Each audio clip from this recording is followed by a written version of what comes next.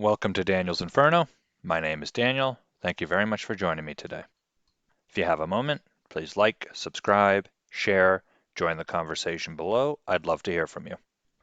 So today we're going to be talking about how Justin Trudeau is destroying the freedom of the press here in Canada.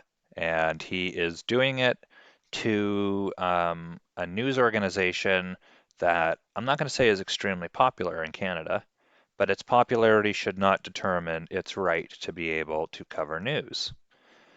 So as you can see, the RCMP physically removes a Rebel News journalist from Trudeau press conference. So this was yesterday on the 28th. For those of you who don't know, Rebel Media or Rebel News is a right-wing or conservative outlet here in Canada, and it's one of the only dedicated conservative outlets there are. I'm not going to testify as to the legitimacy of everything they post, as I would be on a case-by-case basis, obviously. But in my experience, I have not seen an extreme amount of fake news. I will say I have seen embellishment and over-aggrandizement of certain situations, and they definitely try to spin things to their own narrative, which is not journalism. But let's be honest, how many journalists actually try to stick to journalistic ethics anymore? Not many. So, an RCMP officer physically removed a Rebel News journalist who was trying to attend one of Prime Minister Justin Trudeau's press conferences. Keane Bexta's arm was secured behind his back as the RCMP walked him away from Rideau College on the grounds of Rideau Hill, where Trudeau lives and has been hosting all his daily briefings. It was published by Bext, showing him being removed after refusing to provide his cell phone to an RCMP officer. Not sure what's worse, police forcibly removing a journalist from a press conference or mainstream media reporters' indifference to it. He was there to ask Trudeau a question after he was not invited to do so on the briefing's teleconferences. I have been on the phone with Justin Trudeau for about 2 months now, calling pretty much every single day, and I'm always getting the cold shoulder, he said in his report. So I decided that I would come here to Ottawa. I'm at Princess Anne entrance. Every day I get an email from Justin Trudeau's office saying that reporters can come here. There's open media coverage. But despite making it into the residence's grounds, he was banned from joining other reporters at the actual press conference. That's not okay. Again, regardless of how you feel about Rebel News, you should be able to argue against what they're saying. You should be able to have the fortitude in your beliefs and conviction and belief in what you're saying that you can stand your ground and take criticism of it and either argue against it or concede. But you should be able to discuss and argue. That is the proper way that things are done. And now apparently we just ban people we don't like. We kick them out of briefings for no discernible reason. This gentleman wasn't causing any issues. He was there with other reporters to ask questions, which apparently he has emails saying from the Prime Minister's office that he was invited and it was open media coverage. His refusal to provide a cell phone is not a crime. In fact, unless the officer has a reason, then it's actually part of his rights to deny that. Footage of the incident shows an officer preventing him from moving any further before demanding to see photos on his phone. Does it feel good censoring media in this country? This badge was good enough for the Hong Kong police force and it's not good enough for you? I'm going to ask you to review your pictures right now. If you don't show me, I'm going to have to escort you out. That that's not a discernible or actual realistic reason to kick a journalist out of a briefing.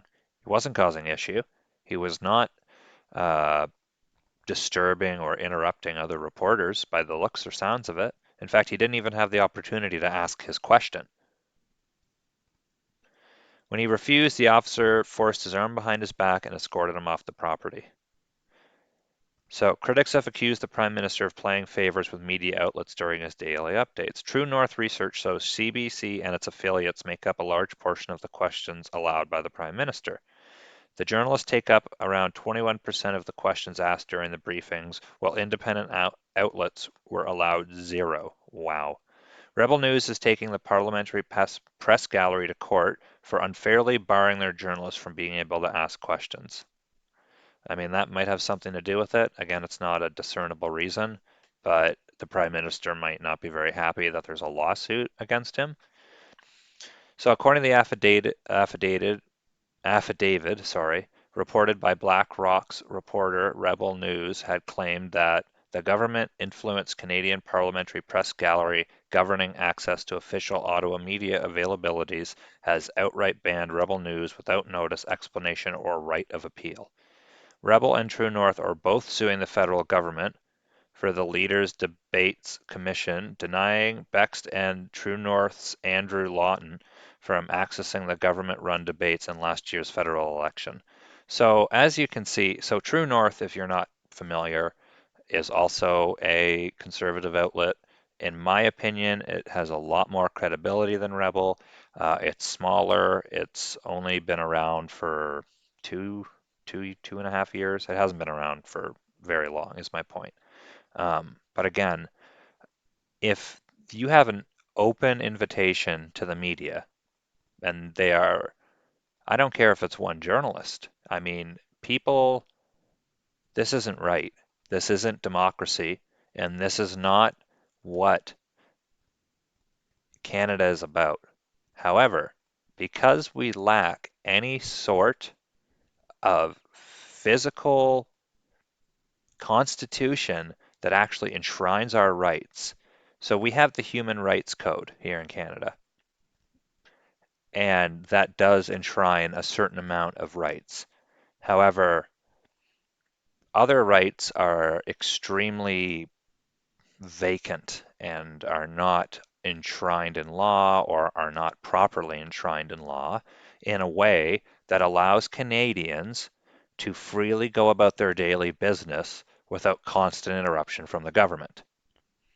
For example, True North and Rebel Media should both have access to these briefings. They should also have access or have had access to the debates last year.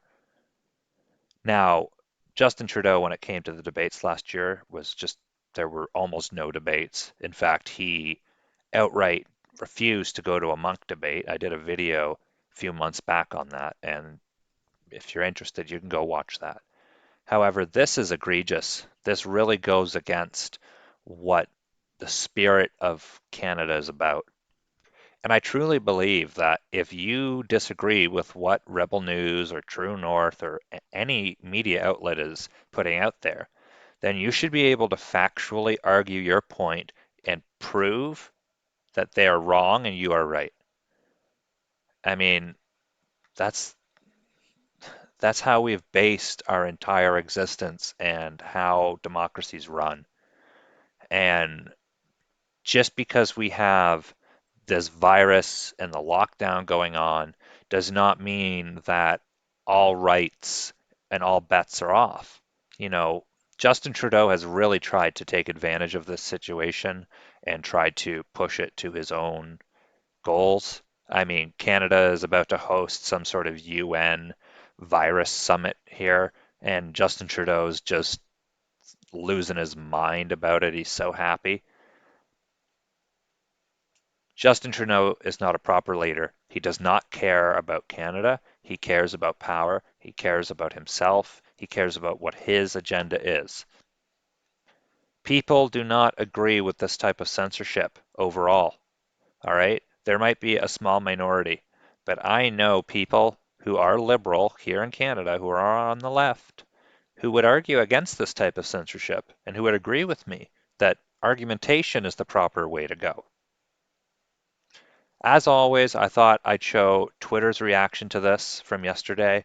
Uh, a lot of people, at least on Twitter, you know, you get all the roses and you get all the different flags and fucking symbols and everything else on there, and you don't even know what the hell half of it means. But as you can see, I do like this guy's name, Rusty Good Dalek. Rebel media is not news. They peddle white supremacy propaganda. Nazis out, Nazis out, Nazis out, Nazis out. Good argument. It really proves your point.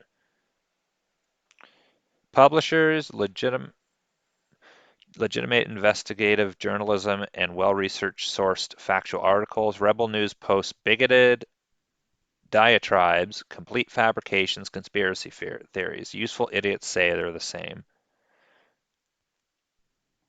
Again, unless you have the ability to argue against what they're saying, then please don't don't just sit there and say, ooh, racist, ooh, Nazi, ooh, bigoted, because that's not an argument.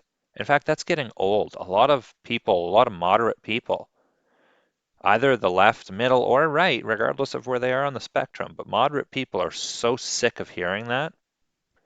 People care about genuine instances of these things. They don't care about fabricated instances of racism and bigotry. And just because you call someone a Nazi does not make them a Nazi. And let me tell you, if you just can freely throw the term Nazi out, then you really, really do not understand what a Nazi is. You don't. You don't comprehend what people in World War II had to really deal with if you can frivolously just call people Nazis. So, no cruise ships allowed in Canada. That's not about Rebel. Where's all our stuff about Rebel, guys? Here we go. All of this is very deeply disturbing. I agree.